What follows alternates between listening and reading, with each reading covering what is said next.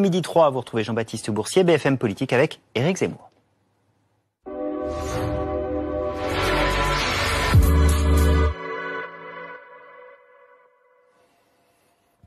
Éric Zemmour, donc l'invité de BFM Politique ce midi. La France n'a pas dit son dernier mot, c'est votre dernier livre en date. Éric Zemmour, vous êtes l'homme dont tout le monde parle.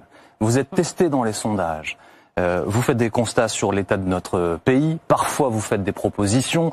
Vous êtes ce midi invité dans une émission politique où nous recevons les candidats à l'élection présidentielle. Vous êtes candidat, Éric Zemmour. Et vous verrez bien, quand j'aurai décidé si je suis ou pas, je le dirai et tout le monde sera content. Vous savez, Emmanuel Macron non plus n'est pas candidat officiellement, voilà. Non, vous dites, vous faites de la politique et vous êtes invité dans une émission politique, mais j'ai toujours fait de la politique. Je continue à en faire plus que jamais, ça vous avez raison. La politique, qu'est-ce que c'est? C'est défendre des idées, c'est défendre des convictions, et c'est surtout essayer de défendre la pérennité de la France. Moi, c'est ça que je défends.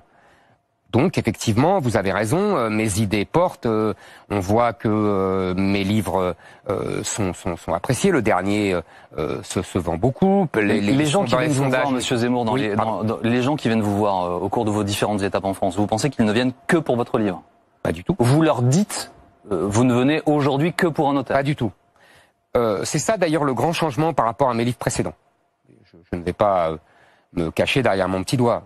Les gens qui viennent veulent que je sois candidat à la présidentielle et veulent que je sois président de la République. Vous savez, je vous invite, mais d'ailleurs vous avez vos journalistes qui viennent partout, qui me suivent partout en France, vous pouvez leur demander, vous verrez ce que les gens me disent lors des signatures. Quand ils viennent me demander une signature, ils me disent sauvez-nous, ils me disent ne nous abandonnez pas.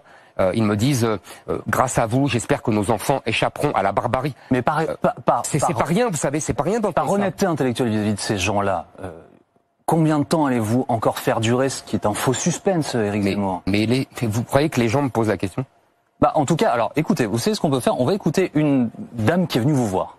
Comme vous l'avez dit justement, nos équipes vous suivent, comme d'autres candidats à l'élection présidentielle. Bien sûr. Écoutez ce témoignage d'une personne qui est donc rencontrée dans une de vos salles. Je vais faire un don, ça peut être 2 000 à 5 000 euros. De 2 000 à 5 000 euros de dons? De dons. C'est énorme. Je vais toucher à mes économies. Cette dame va toucher à ses économies pour vous donner de l'argent, Éric Zemmour. C'est pas pour faire la promotion. C'est pas moi. Non, mais moi, je toucherai pas l'argent. C'est pas pour faire la promotion de votre livre. Bien sûr, non, mais vous avez tout à fait raison. Je vous l'ai dit, il y a beaucoup de gens qui veulent que je sois candidat à la présidentielle. Il y a beaucoup de gens qui veulent que je sois président de la République. Pour des raisons simples que j'ai non, parce que mon discours, mon diagnostic, mes solutions sont entendues par un nombre croissant de Français. Voilà, c'est tout. Donc vous n'allez pas laisser tomber ces gens-là, Éric Zemmour? Donc je ne vais pas laisser tomber ces gens-là. Donc c'est une histoire de date? Si vous voulez. En tout cas, je ne vais pas les laisser tomber. Je vous pose la question. Non, mais vous savez, c'est simple, je ne vais pas laisser tomber ces gens-là. Le reste, c'est de la... ce n'est pas important. Réponse, Éric Zemmour. Comment? Là, vous répondez quand même à Jean-Baptiste à sa question. Ça veut dire que vous êtes candidat. Vous n'allez pas les laisser tomber. Mais chère madame, le jour où je dirai je suis candidat, vous le verrez, on va pas passer l'émission sur voilà, c'est un peu dérisoire. Non mais c'est un peu dérisoire, on perd 5 minutes sur un sujet dérisoire. Pourquoi ne pas vous déclarer? Mais parce que d'abord je veux choisir mon moment, je veux choisir ma date, je veux choisir la façon avec laquelle je le dirai. Donc tout ça, c'est moi qui le déciderai, c'est tout. Franchement, on a déjà perdu trop de temps là-dessus. Je suis désolé, mais je ne suis pas d'accord, ce n'est pas dérisoire. Vous-même, vous insistez sur l'importance que vous représentez pour certains Français qui viennent vous soutenir. Je ne crois pas que eux, en vous entendant, se disent c'est dérisoire. Je ne crois pas, vous l'avez dit vous-même, ils attendent que je fasse quelque chose. Ça n'est pas dérisoire. Je vous ai répondu, je ne les abandonnerai pas. Voilà, on passe à autre chose. Il y a juste dans votre livre, puisque vous parliez de votre livre à l'instant, je crois que c'est page 284 de mémoire, hein, peut-être que c'était juste avant. Vous vous souvenez des 284 pages? Voilà, absolument. Non, il y a une phrase, vous dites, c'est lors d'un déjeuner à l'aventure avec Marine Le Pen, vous dites, je ne suis pas un homme politique. J'ai des convictions, j'ai des idées, mais je ne suis pas un homme politique. Ben là, vous êtes devenu un homme politique. Non, je ne suis pas devenu un homme politique au sens... Je ne suis pas un homme de parti, je ne suis pas un homme de carrière politique, je ne suis pas... Non, tout ça, je suis loin de tout ça.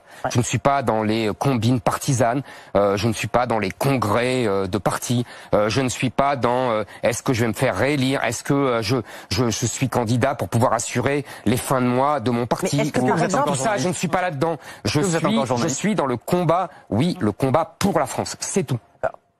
Vous êtes encore journaliste ou vous considérez que c'est fini? Non, je suis plus journaliste au sens classique du terme. Ça non, vous avez raison. Mais vous savez, il y a un lien dans l'histoire de France, je le dis dans le livre aussi. L'histoire de France est très particulière. Au XVIIIe siècle, au XIXe siècle, il y a un lien très étroit entre journalisme, écrivain, politique. Ouais. Tout ça est lié. Victor Hugo voulait être candidat à la présidence de la République en 1848 et en 1852. Lamartine fut candidat en 1848. Thiers est journaliste. C'est comme ça qu'il fomente la révolution de 1830. Vous voyez, ça s'entremêle en France. Ça a toujours été comme ça. En vérité, je pense même que nous y revenons. Je pense que historiquement, on verra ça plus tard, mais je pense comme ça historiquement qu'il y a eu une parenthèse technocratique, où les technocrates, à partir des années 60 jusqu'aux années 2000, 2010, ont mis la main sur la politique pour des tas de raisons, parce que le débat était entre la redistribution, plus ou moins de redistribution, plus ou moins de production, et que maintenant nous sortons de ça, comme nous revenons à des temps tragiques. Je pense qu'effectivement nous sortons du temps des technocrates et nous revenons à une vieille tradition française du 19e siècle, et pas seulement en France. Vous avez vu que Boris Johnson, par exemple, est lui aussi un ancien journaliste. Éric Zemmour, il y a quand même, quand on devient un homme politique, surtout quand on est un candidat potentiel à l'élection présidentielle, il faut des parrainages, parce que c'est le jeu démocratique. Il y a des gens, je crois, dans votre entourage... C'est pas spécialement démocratique, mais c'est le jeu légal, absolument. Voilà. Il y a des gens qui le font pour vous, paraît-il. Est-ce que vous avez le sentiment qu'on est en train de vous barrer, des grands partis sont en train de vous barrer pour ne pas obtenir vos parrainages, comme ça a pu arriver à d'autres, hein. Bien sûr. En tout cas, c'est évidemment leur espoir et leur méthode. Ouais. Pas seulement les grands partis. Mais vous l'observez maintenant? Oui. Déjà? Oui, absolument. Pas seulement les grands partis, les petits partis aussi. Donc tout le monde essaye, tous les professionnels de la politique se servent. C'est pour ça que je me suis permis de vous reprendre. Cette histoire de parrainage, c'est pas démocratique. C'est effectivement légal. Je n'ai rien à dire là-dessus, mais effectivement, c'est l'espoir et la méthode des grands et des petits partis pour m'empêcher de venir sur leur terrain de jeu. Et donc vous êtes pessimiste, optimiste? Vous savez, moi, je suis ni pessimiste ni optimiste. Je suis volontariste. Pour gagner la présidentielle, il faut aussi un parti politique, une formation. Est-ce qu'on peut savoir où ça en est? On sait qu'a priori, ce ne sera pas Vox Populi le nom de votre parti. Est-ce qu'on peut avoir le nom? Est-ce qu'on peut... Vous savez, Emmanuel Macron a démontré qu'on pouvait être élu président de la République sans véritable parti politique. Il a fondé une formation politique. Il a même démontré qu'on pouvait être président de la République pendant 5 ans sans véritable parti politique, puisque En Marche n'a jamais vraiment existé.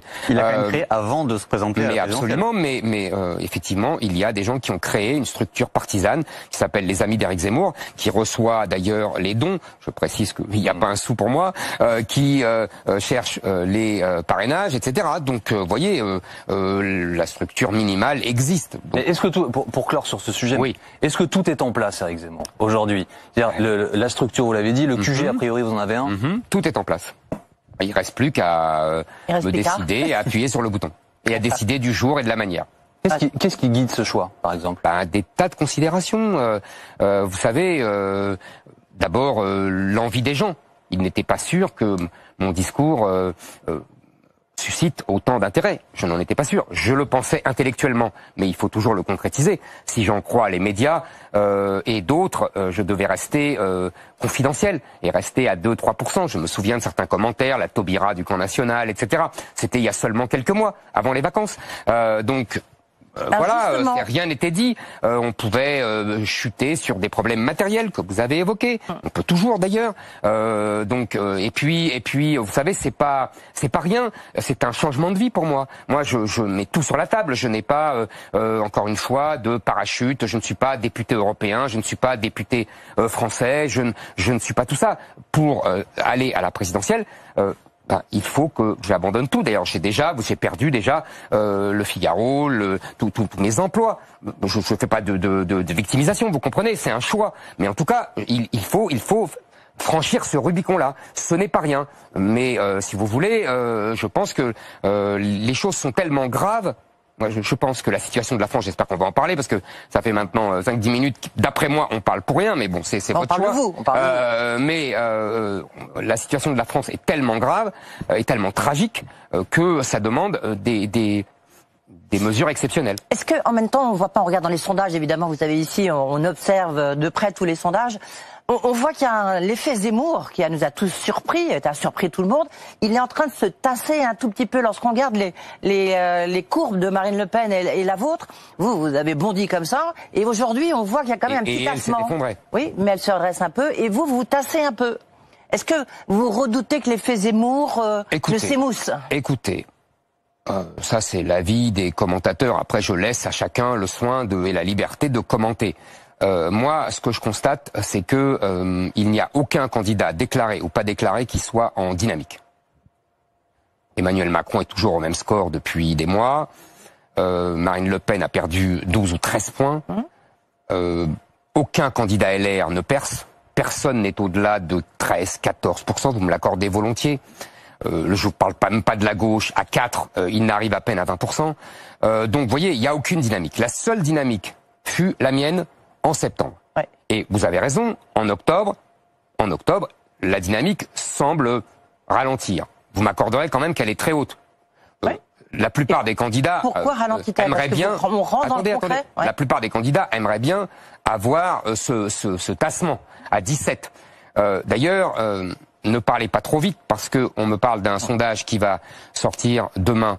Normalement dans le Figaro, un sondage IFOP qui prouverait justement que vous avez tort et que je reprends encore un point, donc je remonte à 17 dans l'IFOP. Vous savez qu'il faut comparer les sondages les uns par rapport aux autres et non pas plutôt les uns, oui, chacun dans son évolution. Et donc là que j'étais à 15-16 et là je suis plutôt à 17. Si vous voulez, je suis quand même potentiellement au second tour.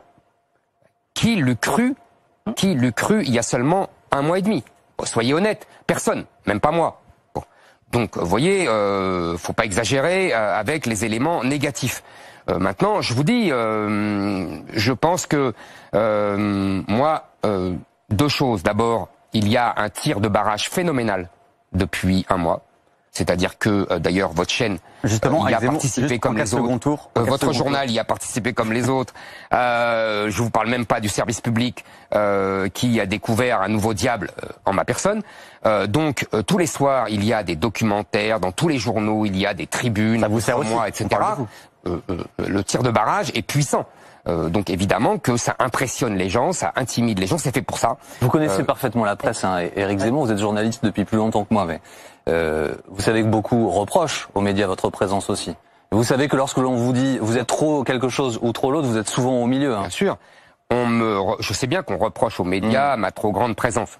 Moi, j'ai remarqué que, en général, sans prétention, quand j'étais sur une antenne, les audiences grimpent. Et je sais, les audiences grimpent, la publicité grimpe. Donc je crois que je fais gagner beaucoup d'argent à tous les journaux et tous les médias. Donc vous n'êtes pas maltraité par les médias. C'est pas une fleur qu'ils me font. Comment? Vous n'êtes pas maltraité par les médias. Je n'ai pas dit que j'étais maltraité. Je dis que depuis 15 jours, 3 semaines, il y a des tirs de barrage dans tous les médias. C'est tout ce que je dis. Éric Zemmour, je ne dis pas que je suis maltraité. Vous savez, moi, je ne me victimise pas. Ouais. J'affronte les adversaires et alors justement, les adversaires, oui. Adrien. En cas de second tour face à Emmanuel Macron, vous avez souvent parlé d'un plafond de verre pour Marine Le Pen, qui serait incapable de gagner face à Macron. Or, les sondages, encore une fois, on observe, montrent que vous êtes plus bas par rapport à Macron qu'elle. Pourquoi vous ne souffririez pas du même plafond de verre que Marine Le Pen? D'abord, moi, je n'emploie pas cette expression de plafond de verre, mais c'est un terme de sémantique. Moi, je pense que Marine Le Pen, pour des raisons justes et injustes, je le dis tout de suite, dès la fin du mois d'août, ne pourra jamais gagner. Je pense que les gens, et particulièrement ses électeurs, n'oublieront jamais son débat d'entre-deux tours de 2017.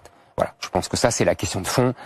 Tout le reste, on peut en discuter des heures, etc. Maintenant, je dirais qu'il y a une grande différence entre les autres candidats et moi, entre les autres candidats de droite et de droite nationale, etc. C'est la sociologie, puisque vous parliez, madame, des sondages, la sociologie de ces sondages. Vous avez remarqué que Marine Le Pen a des électeurs uniquement dans les classes populaires. Uniquement.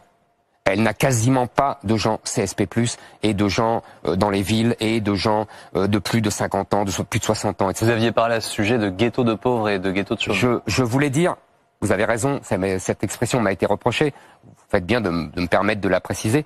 Je voulais dire que Marine Le Pen enfermait ses électeurs dans un ghetto politique. C'était triste, mais c'est tout le génie de François Mitterrand, il y a 30 ans, qui a forgé cet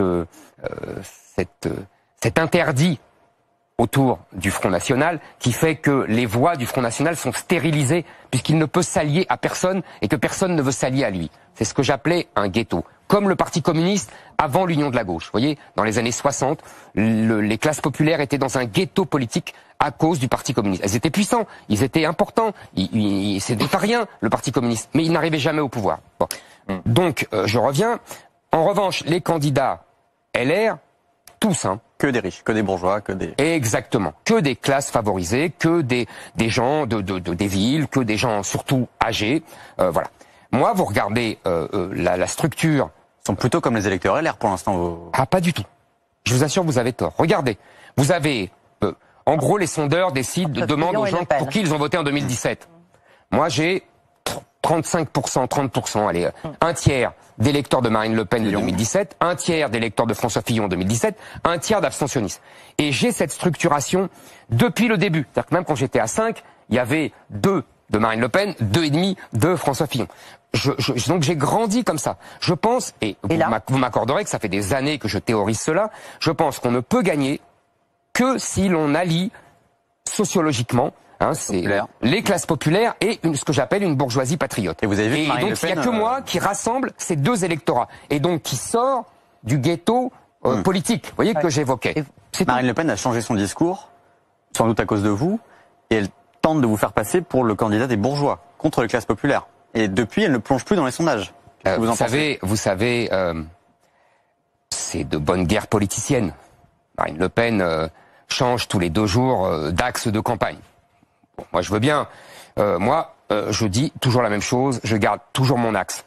Je ne suis ni le candidat des bourgeois, ni le candidat des classes populaires. Je suis quelqu'un qui parle de la France aux Français, selon la vieille expression du général de Gaulle. Je ne sortirai pas de cela. Je ne sortirai pas de cet axe-là. Moi, on ne me fera pas changer tous les 2 jours en fonction de l'avis d'un tel ou tel conseiller. Je suis comme ça et je continuerai. Je parle à tout le monde. Maintenant, vous savez, les sondeurs, et en particulier les sondeurs de Marine Le Pen, disent autre chose, qui n'est pas faux. Ils disent, les classes populaires rentrent dans la campagne, je veux dire psychologiquement, intellectuellement, plus tard que les autres. C'est effectivement constaté dans toutes les autres élections. Donc ça veut dire que les classes populaires, qui votent massivement pour Marine Le Pen, répondent, quand on les interroge, mécaniquement, je vote pour Marine Le Pen. Ouais. En janvier, en février, ils vont rentrer vraiment dans la campagne électorale. Et là, ces mêmes classes populaires décideront qui est à même de les mieux représenter lors du débat de ce concours face à Emmanuel Macron. Ouais. Dans quelques instants, nous interrogerons sur le général de Gaulle, parce que beaucoup en parlent, et vous aussi. L'anniversaire de sa disparition, c'est le 9 novembre. Nous parlons des questions d'économie, d'industrie. Juste avant ça, une question d'actualité. Emmanuel Macron parle mardi, à 20h, une intervention qui fait suite à l'adoption au Parlement de la prorogation du pass sanitaire. Est-ce qu'il fallait le proroger? C'est jusqu'en juillet prochain. Je pense que cette prolongation est très excessive, et surtout, je m'interroge de savoir si il faudra le pass sanitaire pour aller voter.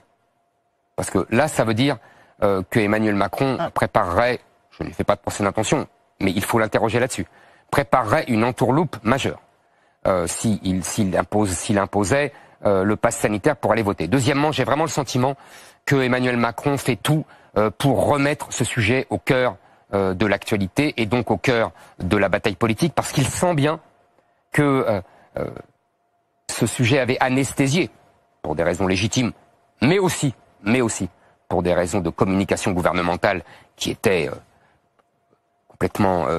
On leur a reproché aussi la gestion de la crise. Ah, écoutez-moi, c'est pas le moment d'en discuter. En tout cas, je peux vous dire que je pense que là, Emmanuel Macron veut remettre ce sujet au cœur pour justement empêcher que le vrai sujet, selon moi, le sujet majeur de l'avenir de la France, de l'immigration, du grand remplacement, ne soit évoqué comme je l'ai fait depuis 2 mois. Vous êtes vacciné, Éric Zemmour? Je suis vacciné. Restez avec je l'ai eu en plus, le Covid. Restez avec nous. La suite de BFM Politique dans quelques secondes en direct sur BFM.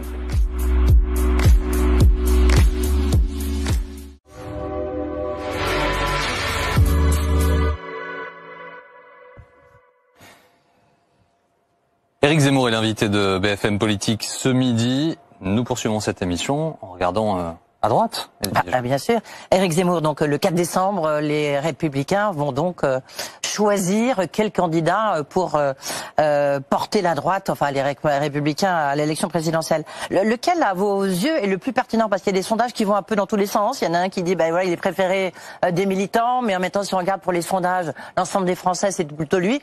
Vous, quel est, à votre avis, celui qui devrait porter la voix des Républicains? Écoutez, si j'ai bien compris, parce que c'est une affaire partisane, hein, on est dans la vie d'un parti politique. D'ailleurs, les gens qui vont voter, je crois que ça va être 100 000 personnes à tout casser. Ouais, sans doute un peu plus. Donc on n'est pas dans la primaire classique avec des millions de voix comme pour Fillon, etc. Bon, donc moi, il y a 3 favoris apparemment, si j'ai bien compris: Barnier, Pécresse et Bertrand. Je pense que c'est bonnet blanc et blanc bonnet. Ce sont les mêmes. Ils ne font pas vraiment campagne d'ailleurs. Ils n'ont pas le même profil. Ah non, mais je ne parle pas de physiquement, ni de psychologie. Moi non plus. Je parle de positionnement politique. Oui. Positionnement politique, ce sont les mêmes. Ce sont des centristes, ce sont des notables centristes, européistes, qui n'ont jamais combattu sérieusement l'immigration, jamais. Qui se réveillent aujourd'hui parce qu'ils sentent bien que leur électorat est en ébullition à ce sujet, à juste titre. En fait, ils ne font pas vraiment campagne pour la présidentielle, ils font campagne pour être Premier ministre de Macron. Ils sont tous les 3 Macron compatibles, il n'y a pas une feuille de papier à cigarette avec Macron. Ils vont faire semblant Est-ce que vous songez à vous de se différencier, mais sur le fond, pour moi, ce sont les mêmes, et ce sont les mêmes que Macron. D'ailleurs, les macronistes, les macroniens, comme vous voulez, ne s'y trompent pas et rigolent d'avance. Tout ça est faux semblant, tout ça est discours politicien. En plus, je vois... Est-ce que vous pensez, Éric Zemmour, à vous présenter juste avant ou juste après le Congrès pour entraver au maximum les chances du vainqueur de la primaire? Non, mais je verrai. On va pas reprendre cette conversation. Moi, vous savez, ils ont pas besoin de moi pour obérer leurs chances. Il y a un mouvement de fond. Vous savez, j'ai écrit. Est-ce que, pardon, 20 ans, mais est-ce que vous avez besoin, vous, de certains d'entre eux? Est-ce que vous avez des contacts, des ralliements? Il y a des gens qui vous rejoignent? J'ai été journaliste politique. Vous m'avez rappelé tout à l'heure. Donc, je connais tous ces gens depuis 20 ans, depuis 30 ans. Donc, forcément que j'ai des contacts. Je fais d'ailleurs une différence avec Éric Ciotti, qui est sur une ligne différente des 3 autres. Qui est plus sur votre ligne. Qui est plus sur ma ligne, exactement. Elle a dit qu'en cas de second tour entre Emmanuel Macron et vous, il voterait pour vous. Bah vous voyez. Donc il est effectivement plus sur ma ligne. Maintenant, je vous répète, moi, si vous voulez, le candidat de LR, quel qu'il soit, on parlait de sondage tout à l'heure, n'a aucune chance d'aller au second tour. Avant que je ne sois testé dans les sondages, c'était même pire, puisque Marine Le Pen caracolait à 26 ou 28 et que le candidat LR, quel qu'il soit, plafonnait à 14. Donc là, avec mon arrivée, ça a plutôt abaissé le ticket d'entrée, comme on dit, du second tour. Mais de toute façon, ils sont loin. Le candidat LR, je vous le répète, ne joue pas pour la présidentielle. Il joue pour le poste de Premier ministre. Et aujourd'hui, la question, M. Zemmour, c'est il n'y a pas de cadre des Républicains, il y a personne qui vous ait rejoint ou qui propose de venir travailler avec vous. Mais vous savez, je vous le répète, ils sont dans leur logique de parti. Ils ont un problème de fond, c'est que leurs électeurs n'ont jamais été aussi à droite et que les cadres et que la hiérarchie et que les hiérarques du parti n'ont jamais été aussi au centre. Vous savez, j'allais vous dire ça tout à l'heure, j'ai écrit un livre en 1998, ça commence à faire du temps, ça me rajeunit pas, qui s'appelait Le Livre noir de la droite, dans lequel j'expliquais cette trahison essentiellement du chiraquisme, la trahison du gaullisme et la trahison de la droite, qui a été le chiraquisme et la création ensuite de l'UMP, etc. En fait, nous avons subi une centrisation du RPR et de la droite. Souvenez-vous, et je vous laisse poser la question, souvenez-vous du programme de 1990 sur l'immigration, qui disait l'islam n'est pas compatible avec la France et il faut une immigration zéro, il faut supprimer le droit du sol, il faut supprimer les allocations familiales aux étrangers. Tout ce que je dis aujourd'hui, vous êtes un candidat en RPR, 1990, je suis le candidat de RPR de jadis. Ça parlera pas aux jeunes, mais pour les plus âgés, oui, ils peuvent comprendre ça. Alors le 9 novembre, mardi, c'est un anniversaire important puisque c'est l'anniversaire de la commémoration de la mort du général de Gaulle. Donc c'est important notamment pour la droite. Tous les candidats, les Républicains, vont y aller, vont se recueillir sur la tombe du général de Gaulle. Est-ce que vous allez y aller? On se pose la question. Non, mais vous avez raison de poser la question. J'y ai pensé, mais finalement, je vais vous dire, je n'irai pas pour une raison simple. D'abord parce que c'est devenu vraiment un cliché politicien de se recueillir sur la tombe du général de Gaulle. Et quand je vois tous ces gens de droite, de gauche venir se recueillir sur la tombe du général de Gaulle, j'ai l'impression de l'hommage du vice à la vertu. C'est-à-dire que ces gens-là sont tous, je dis bien tous, des traîtres au général de Gaulle. D'abord, si vous voulez, la gauche qui maintenant se part des atouts, oui, des traîtres au général de Gaulle. Le général de Gaulle les aurait tous reniés et je vais vous dire mieux, et je vais le démontrer si vous me laissez quelques minutes. Aujourd'hui, tous ces gens traiteraient le général de Gaulle en paria. Tous ces gens l'accuseraient de tous les noms, de fascisme, d'extrême droite, etc. Tous ces gens accuseraient le général de Gaulle au nom du gaullisme, ou plutôt au nom de ce qu'ils ont fait du gaullisme. Et c'est ce que je vais essayer d'expliquer, si vous me le permettez. La gauche, tout le monde sait que c'est elle qui a voté les pleins pouvoirs au maréchal Pétain, la chambre du Front populaire de 1936. La gauche, en 1958, elle le traitait de fasciste. Vous m'entendez? De fasciste. Donc quand j'entends à mes oreilles certains me traiter de fasciste, ça me fait doucement rigoler. La gauche, socialiste, communiste, disait que c'était la réincarnation du Duce. Le Duce, c'était Mussolini. C'était la réincarnation du Caudillo. Le Caudillo, c'était le général Franco. Voilà ce que disait la gauche du général de Gaulle, de son vivant. Il faut jamais oublier cela. Deuxièmement, la droite maintenant. Les gaullistes même, les RPR, les anciens RPR, qui eux ont trahi le général de Gaulle sur tous les sujets. Je vais vous donner exemple. Qu'est-ce que c'est que le gaullisme? Qu'est-ce que c'est que le général de Gaulle? Le général de Gaulle, c'est d'abord l'indépendance de la France. La droite a réintégré le commandement militaire intégré de l'OTAN, d'où l'avait fait sortir le général de Gaulle. Trahison. La droite s'est couchée devant la commission de Bruxelles, au nom de l'Europe, alors que le général de Gaulle, lui, a fait, je vous rappelle, la politique de la chaise vide, pour ne pas céder aux injonctions de la commission de Bruxelles. La droite se soumet aux juges européens. Vous avez vu les réactions de M. Barnier, de Mme Pécresse, de M. Bertrand sur la Pologne. Quand même. Sur la Pologne, pardon. C'est un peu simplificateur, non, ce que Pas vous du dites, tout. non Je vous assure, pas du tout. Vous savez, le général de Gaulle, on va parler, si vous voulez, une minute de ces juges européens, parce que vous avez remarqué que tous les candidats de la droite ont critiqué la Pologne, qui a dit que son ordre constitutionnel ne se soumettait pas à l'ordre européen. Mais non seulement les Polonais ont raison, non seulement le Conseil constitutionnel français a dit la même chose, non seulement le tribunal constitutionnel allemand de Karlsruhe a dit la même chose, mais le général de Gaulle, lui, allait plus loin, puisqu'il a refusé, vous m'entendez, il a refusé de ratifier la Convention européenne des droits de l'homme.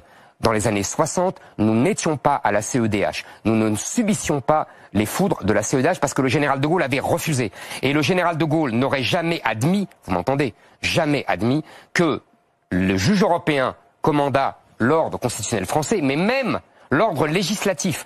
À l'époque du général de Gaulle, les juges français, Conseil d'État, Cour de cassation, disaient qu'un juge ne jugeait pas la loi. Parce que c'était la loi qui était en dernier ressort. Nous avons signé, avec Zemmour. Nous avons des traités que nous avons signés. On n'a rien signé du tout, madame. Madame, je vais vous dire. On a subi une jurisprudence de la Cour de justice européenne qui s'est imposée à partir des années 60, le fameux arrêt Costa contre Enel, mais que contestaient à l'époque les grands juges français. Puis, nous l'avons signé une fois, vous avez tout à fait raison, dans le traité de 2005. Je vous rappelle que le traité de 2005 a été refusé par le peuple français. Encore une trahison de la droite par rapport au général de Gaulle, qui lui est parti quand il perdait un référendum. Deuxième chose, pour le général de Gaulle. Le général de Gaulle, lui, pensait que les peuples existaient. Il était essentialiste, comme on dit aujourd'hui, avec dégoût. C'est-à-dire qu'il disait, vous vous souvenez, la Russie éternelle restera la Russie et elle boira le communisme comme Buvard boit l'encre. Et il était essentialiste. Il pensait que les peuples avaient une réalité charnelle. Il y avait la terre, les morts, les paysages, l'histoire de France. Bon. Aujourd'hui, il ne parlait pas des valeurs de la République, voyez, surtout quand c'était celle de LGBT. Vous imaginez le général de Gaulle défendre les valeurs de LGBT. Éric Zemmour, non mais je finis. Pardonnez-moi. Non mais c'est important. C'est important. Non, on n'a pas l'essentiel. On n'a pas fini. On n'a pas fini. Dernière trahison. Dernière trahison. Le général de Gaulle, et je suis assez heureux parce que notre confrère, si je peux me permettre, parce que c'est un vieil ami, Franz-Olivier Gisbert, vient de publier un livre sur le général de Gaulle, et en particulier sur l'Algérie. Et vous vous souvenez des propos que tient le général de Gaulle dans son livre écrit par Alain Peyrefitte, oui, C'était de Gaulle, rapporté par Alain Peyrefitte. Ouais.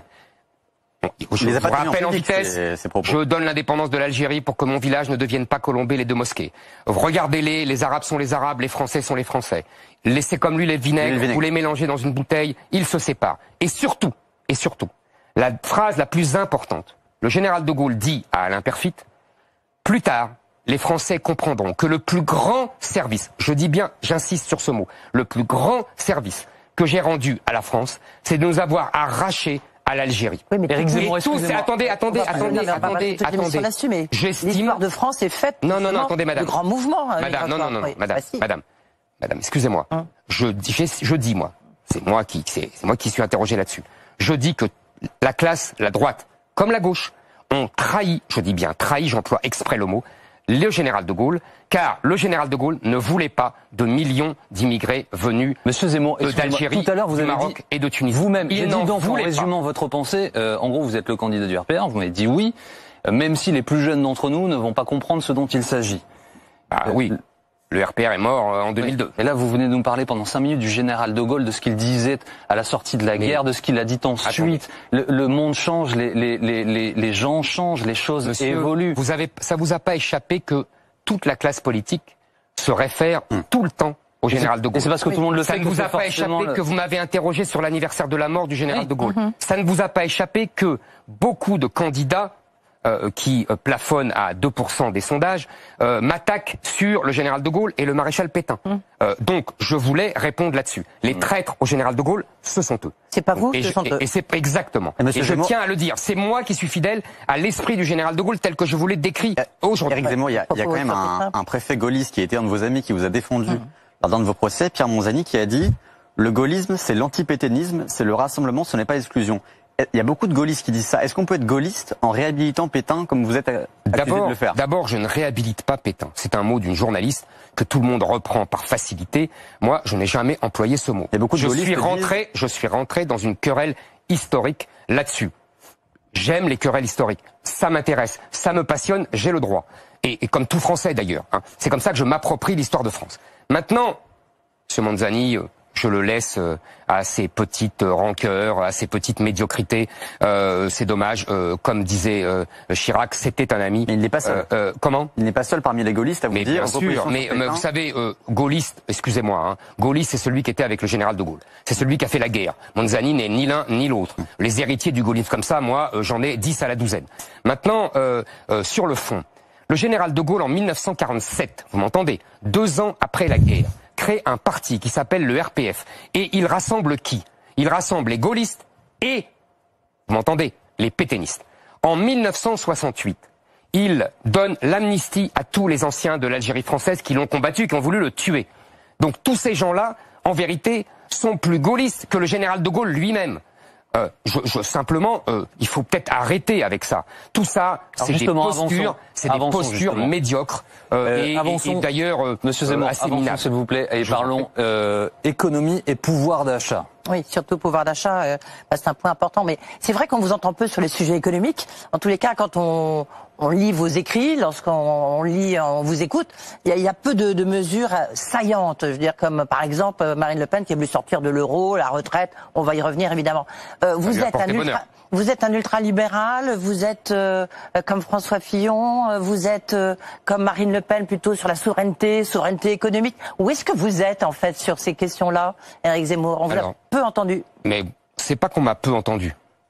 C'est qu'il y a 2 choses. D'abord, quand je ne parle pas d'immigration, et Dieu sait, je vais vous parler des journalistes qui me suivent, Dieu sait si je n'en parle pas tout le temps, les journalistes ne reprennent pas ce que je dis. J'ai parlé d'école, là, je vous pose la question, donc c'est l'occasion d'y répondre. Deuxièmement, je peux parler d'économie. J'estime que si vous voulez, il en va de la vie et de la mort de la France. Donc je parle d'abord de la vie et de la mort. Ensuite, l'économie est très importante, mais si vous voulez, ça, c'est de l'ordre du déclin. C'est-à-dire, il y a 2 choses. Il y a la France qui est en danger de mort, et il y a le déclin économique. Il y a les Français qui sont confrontés à leur problème de pouvoir d'achat, au travail, à la retraite. Mais vous avez raison. Oui. Mais les Français sont d'abord confrontés à la vie et la mort de la France. Maintenant, ils sont aussi confrontés à la vie de tous les jours, vous avez raison, à l'appauvrissement général des Français. Vous me dites, est-ce que vous êtes libéral, ultralibéral, machin? Je ne veux pas rentrer dans ces querelles dogmatiques. je ne suis pas un idéologue.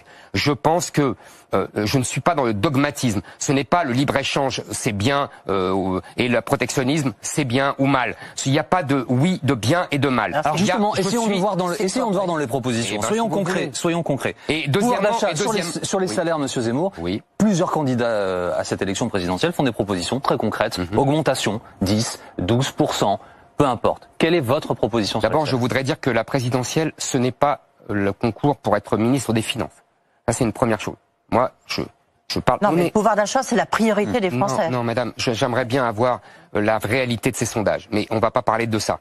Évidemment que pour les Français, c'est important le pouvoir d'achat. Maintenant, moi, je ne veux pas rentrer dans cette course à l'échalote démagogique. On augmente de 10 à 12, on double les salaires des professeurs, etc. Il faut voir le diagnostic. Pourquoi sommes-nous arrivés là? Nous en sommes arrivés là parce que nous sommes appauvris. Pourquoi nous en sommes appauvris? Pour deux raisons essentielles, parce que nous sommes désindustrialisés, et deuxièmement parce que notre protection sociale, qui est obèse, est ouverte au monde entier. Il faut donc jouer sur ces deux matrices. Très bien. Bon, une fois que le diagnostic est posé... mais c'est important le diagnostic, sinon il n'y a pas de mesure. Mais vous venez de le faire. Les propositions. Mais écoutez, moi, je vais vous dire. D'abord, il faut réindustrialiser. Il faut faire un crédit de relocalisation. Il faut abaisser les charges des impôts de production. Donc ça veut dire quoi, crédit? Ça veut dire, vous dites aux entreprises qui veulent revenir, vous allez crédit d'impôt. Crédit d'impôt. Voilà. Il faut, par exemple, réduire encore les impôts de production. Le gouvernement l'a fait, c'est 70 milliards. Le gouvernement fait à hauteur de 10 milliards. Il faut faire beaucoup plus, à 30 à 40 milliards, pour pouvoir s'aligner sur l'Allemagne. Il faut réduire massivement les droits de succession pour les entreprises, parce que les entreprises françaises ne peuvent pas se transmettre de père en fils ou de mère en fille ou de père en fille, etc. Et c'est pour ça qu'elles sont vendues à des étrangers ou qu'elles meurent. Il y a beaucoup de mesures. Maintenant, vous demandez une mesure précise de pouvoir d'achat. Je pense, je vais vous en donner une. Je pense qu'il faut, si vous voulez, je vous ai dit, le deuxième tableau, c'est la protection sociale qui est obèse. Nous avons 819 milliards de dépenses sociales. Nous devons trancher là-dedans. La gauche refuse de trancher, refuse de voir qu'on vit à crédit depuis 20 ans. La droite, elle, vous me demandez sur François Fillon, à droite, elle, a voulu réduire les droits sociaux de tout le monde. Moi, je ne veux pas réduire les droits sociaux des Français. En revanche, je pense qu'il faut réduire la solidarité nationale, il faut l'exclure pour les étrangers. Donc ça veut dire attendez, mais on n'est pas dans le même registre. D'un côté, il y a des dizaines de milliards et de l'autre côté, il y a... On n'est pas du tout dans le même registre, c'est-à-dire qu'il y a un niveau où vous avez des centaines de milliards si vous voulez baisser les impôts de production, si vous voulez baisser les charges sociales. C'est pas les centaines de milliards, excusez-moi, les impôts de production c'est 70 milliards en tout. Oui, c'est ça, mais avec tout ce que vous venez d'annoncer, ça s'ajoute. Vous êtes d'accord avec moi? Attendez, ah oui, mais là je fais des économies. Oui. Si j'enlève, excusez-moi, excusez-moi, les étrangers ont le droit à de l'assurance, c'est-à-dire ils cotisent quand ils travaillent, je préciserai ensuite les chiffres, et ils cotisent, ils ont le droit donc à l'assurance maladie, à leur retraite et le chômage, etc. Excusez-moi, en revanche, attendez. Non, mais c'est pour une raison très importante, Monsieur Zemmour, c'est que ce constat, nous avons déjà entendu le faire. Non, parce que vous allez voir, ça a une conséquence sur les mesures de pouvoir d'achat. Laissez-moi finir. Donc, il faut enlever la solidarité nationale. La solidarité nationale, qu'est-ce que c'est? C'est le minimum vieillesse, c'est le RSA, c'est les allocations familiales, c'est les aides au logement. Ça, on évalue ça pour les étrangers extra-européens à 20 milliards. Vous voyez, je vais y arriver. Les chiffres, oui. Les chiffres. Ça peut être plus, vous avez raison. Oui. Mais en tout cas, c'est un minimum 20 milliards. Je propose, moi, si vous voulez, de réduire la CSG pour les bas salaires, pour les gens qui sont au SMIC jusqu'au salaire médian.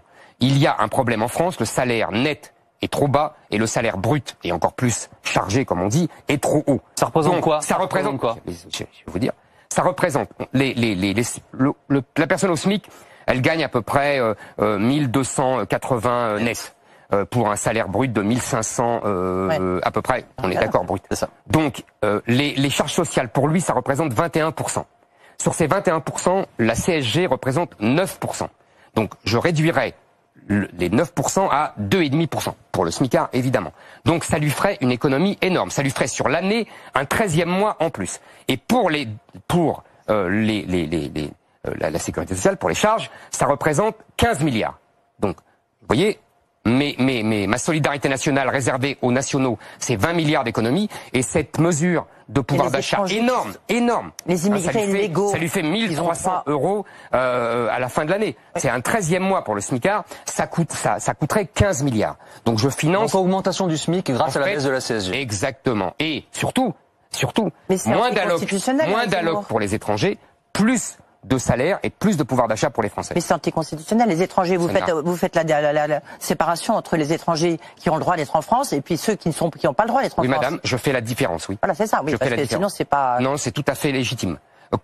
Excusez-moi, oui. Comment vous financez la solidarité nationale? Par les impôts. Oui.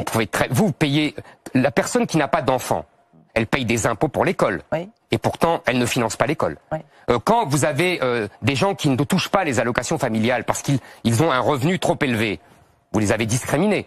Eh ben, moi, je fais la même chose pour les étrangers. C'est tout à fait, j'ai tout à fait le droit de le faire. Et de toute façon, je vais vous dire, en tout cas, je prendrai le droit. Parce que de toute façon, il faut bien comprendre que ce n'est pas le Conseil constitutionnel qui doit diriger le pays. C'est le peuple français. Et donc, si vous voulez, il faut faire une réforme constitutionnelle qui empêche le Conseil constitutionnel de bloquer le pouvoir du peuple. Et donc, nous devons remettre ce qui existait sous le général de Gaulle, dont je vous ai parlé tout à l'heure, c'est-à-dire que la loi postérieure est supérieure aux traités, et en particulier aux traités européens. Est-ce que c'est votre et donc, seule le Conseil mesure constitutionnel n'a pas à juger les lois postérieures à tous les traités. Est-ce que c'est votre seule mesure de justice sociale? Parce qu'il y a quand même 50% des Français qui vivent avec moins de 1800 €, 10 millions de pauvres en France. Est-ce que c'est votre seule mesure? Mais vous vous rendez compte de ce que c'est? Excusez-moi, 1300 € par mois en plus pour les gens qui sont au SMIC. Vous vous rendez compte? Et on a un problème aujourd'hui. On a un double problème d'ailleurs. On a le vieux problème qui est très bien diagnostiqué depuis longtemps, qui est qu'il n'y a pas assez de différence entre les revenus de l'assistanat et les revenus du travail, qui fait que je me balade partout en France et tous les patrons que je vois, tous les entrepreneurs que je vois me disent on n'arrive pas à trouver de main-d'œuvre. Oui, et on n'arrive pas à trouver de main-d'œuvre. C'est le sens de la réforme de l'assurance chômage qui a été conduite par le gouvernement. C'est une des raisons de la surréforme, absolument. Donc il faut. C'est une bonne réforme. Et nous avons. C'est une réforme en tout cas qui va dans ce sens-là. Il faut absolument multiplier comme ça et réduire l'écart et ne faire que le travail paye mieux. Ce que je viens de vous proposer permettra que le travail paye mieux. En plus, on a un problème avec les étrangers extra-européens. C'est que contrairement à ce qu'on croit, ils ne font pas le boulot dont les Français ne veulent pas. C'est l'inverse. Nous avons aujourd'hui 8% de chômeurs en France et nous avons 24% de chômeurs parmi les étrangers extra-européens. Nous avons 13% d'inactifs en France et nous avons 40% d'inactifs Vous avez vu que vous avez été immigrés. Vous avez vu ça, monsieur Zemmour? Là, je le montre à nos téléspectateurs. Il n'y a aucun problème. Ce matin dans le JDD, la phrase que vous venez de prononcer à l'instant, nos confrères du JDD ont contacté l'INSEE. Il dit que vous dites faux. Vous dites faux parce que vous confondez, explique l'INSEE, inactif et chômeur. Et qu'on peut être inactif et pas chômeur. Non, bien sûr, je confonds pas du tout. La preuve, c'est que chômeur, c'est 24%, inactif, c'est 40%. Vous voyez que je confonds pas. Et quand on est retraité, c'est sûr qu'on n'est pas chômeur. Oui, bien sûr, bien sûr. Sur le temps de travail, monsieur Zemmour. Et alors? Sur le temps de travail, combien d'heures par semaine? Ça, je vais vous dire, il y a un problème qui n'en est pas un, qui est les 35 heures. C'est-à-dire que, encore une fois, tous les patrons que je rencontre disent, ils ont réglé ce problème. Donc ce n'est plus un sujet. En revanche, il y a un problème sur la quantité de travail globale des Français, c'est-à-dire sur l'année et sur la vie. Là, nous travaillons beaucoup moins que les autres. C'est une des raisons de la désindustrialisation. Donc, je propose, il faut absolument que les jeunes Français rentrent plus vite dans l'activité professionnelle. D'ailleurs, je pense qu'il faut, par exemple, que les lycées professionnels soient sous la tutelle du ministère de l'Industrie. Et non, comme les lycées agricoles sont sous la tutelle du ministère de l'Agriculture, pour favoriser cette imbrication entre l'enseignement professionnel et l'industrie et donc l'emploi. Et deuxièmement, je pense que les gens de plus de 50 ans sont trop inactifs. Les entreprises ont une grosse responsabilité. Ils ont pris des mauvaises habitudes depuis 20-30 ans à virer les gens de plus de 50 ans parce qu'ils sont trop chers, parce qu'ils vont, ça permet de te débarrasser des gens qu'ils jugent trop chers. Donc moi je pense qu'il faut arrêter avec ça. Il faut à la fois augmenter le temps, l'âge de la retraite. Il faut le porter jusqu'à 64 ans. Ça fait 20 milliards d'économies. De 62 à 64. Si vous voulez, parce que déjà, c'est un gros effort qu'on demande. Tous les métiers ? Comment? Pour tous les métiers, il y a des métiers très pénibles. Alors non, vous avez raison, il faudra ajuster. Mais encore une fois, moi je suis pas Premier ministre, je suis pas ministre du Travail ou ministre de l'économie. Donc non mais on va pas rentrer dans le degré de détail. Il y a toujours des négociations après. Le problème, la campagne présidentielle, ce n'est pas, pardonnez-moi. Non, aussi, mais il y a des gens qui vous écoutent, qui travaillent dans un métier très pénible. Entendre, c'est un détail de savoir à quelle heure il s'arrête. Pour un président de la République, excusez-moi, c'est lui qui donne les grandes lignes. pour une campagne du président de la République. Après, il y a des négociations salariales, il y a des négociations syndicales, il y a des négociations professionnelles. Et les gens ajoutent, non, un programme, vous savez, le général de Gaulle n'avait pas de programme. Emmanuel Macron a donné son programme en mars. Et j'ai retrouvé des phrases amusantes de lui, qu'il faudrait reprendre, et qu'il disait, la campagne présidentielle, c'est de la littérature, c'est un rythme, c'est un style. Il avait tout à fait raison. Ce n'est pas un catalogue de mesures. Je suis désolé. C'est une vision de la France, c'est notamment une vision. Je vous le fais pas dire. C'est une vision de la France. La vision de la France, ça rentre pas dans le moindre détail. Donc je dis, voilà, je crois que j'ai donné franchement beaucoup de détails aujourd'hui. L'État est-il trop obèse? Si je vous écoute en creux, j'ai l'impression que oui. Ça veut dire que vous voulez, comme d'autres, réduire le nombre de fonctionnaires? Non, j'ai pas parlé de ça. J'ai parlé de protection sociale. Donc oui, la protection sociale est obèse et j'ai dit pourquoi. Fonctionnement de l'État? Le fonctionnement de l'État, il faudrait, vous savez, c'est un sujet, alors là, pour rentrer dans les détails, il faudrait vraiment une étude très fine. Parce que on a besoin de plus de magistrats, on a besoin de plus de policiers, on a besoin de plus d'infirmières. Et par ailleurs, j'imagine qu'il y a des doublons, des triplons, que la décentralisation et la multiplication du fameux millefeuille administratif a provoqué d'énormes sureffectifs. On a aujourd'hui dans les régions, dans les communautés de communes, toutes ces structures qu'on a empilées, soi-disant au nom d'économie, et qui en fait ont provoqué des sureffectifs sans fin et qui coûtent beaucoup d'argent. Vous savez qu'il y a beaucoup de candidats à la présidentielle. Enfin, je pense certains candidats à l'élection présidentielle sont plus girondins, pour prendre cette expression, plus décentralisateurs, et eux demandent à ce que l'État soit régalien pur, qu'il gère des missions régaliennes et que les collectivités aient des moyens. Moi, je vais vous dire, ça ne veut rien dire. L'État régalien, ça ne veut rien dire. L'État, qu'est-ce que ça veut dire? Ça veut dire qu'il s'occupe que de la police et de l'armée. Et du budget. Ouais. Ça veut rien dire, ça. L'État s'est toujours occupé d'économie. L'État, depuis François Ier, s'est toujours occupé de culture. C'est pas vrai, ça c'est un mythe. C'est un mythe simplificateur. Moi, je ne suis ni jacobin ni girondin. Ce sont des combats d'il y a 2 siècles, des combats politiciens d'il y a 2 siècles qui conduisaient à la guillotine. Il faut sortir de ces faux combats, de ces faux affrontements, de ces faux clivages manichéens et désuets. C'est du fonctionnement, Monsieur Zemmour. Oui, très concret. Mais absolument. Ce ne sont pas que des idées. C'est-à-dire au quotidien, ils sont plus girondins. Oui. Mais vous êtes contre la décentralisation, par exemple? Je suis pas contre la décentralisation. Je pense que elle a été mal faite, qu'elle a provoqué des complexités. Je pense que notre schéma administratif fonctionnait très bien et était très limpide et visible, et que maintenant personne ne comprend plus rien, et qu'il faut être un spécialiste pour comprendre qui a quelles compétences, etc. C'est du bon sens. Hein. Alors Éric Zemmour, juste pour la fin, comme ça, je dis je suis une femme, j'ai plus de 50 ans, je veux dire je coche un peu toutes les mauvaises cases. Mais qu'est-ce que vous feriez? Les hommes aussi sont virés, vous savez, après 50 ans. Qu'est-ce que vous feriez pour... Et puis je travaille en plus, effectivement, bien que je travaille gratuitement depuis le 3 novembre, paraît-il. Qu'est-ce que vous feriez pour l'égalité salariale entre les hommes et les femmes? Puisqu'on voit bien qu'il y a une différence, 16%, 20%, enfin... Oui, après, c'est des chiffres voilà, complètement mais il y a une différence, non, il y a une inégalité salariale, ou pas? Il y a une inégalité salariale parce qu'elles n'ont pas les mêmes métiers. Et que la plupart il y a beaucoup de femmes qui sont dans des métiers moins bien payés. Mais c'est elles qui les choisissent. Après, vous savez, il y a un sujet majeur. En plus, vous les proposez. Donc ça veut dire que, pardonnez-moi, vous savez, ceux qui avancent, je vais vous donner un exemple. Excusez-moi, ceux qui avancent qu'à métier égal, les femmes sont 18% moins bien payées, c'est faux. C'est faux.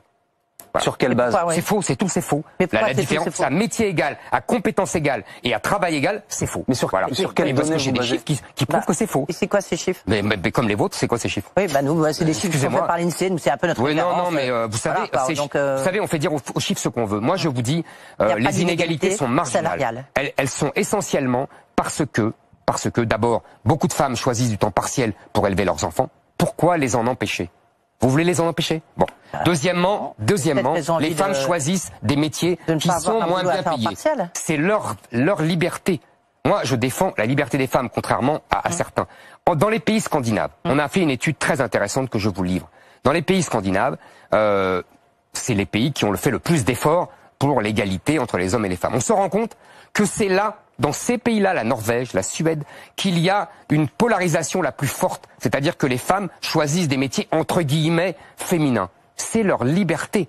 Après, elles font ce qu'elles veulent et elles ont le droit de faire ce qu'elles veulent. Nous allons nous arrêter là. Merci Edwige, merci Adrien, merci Monsieur Zemmour d'avoir accepté notre invitation ce midi dans BFM Politique. Voici l'affaire suivante.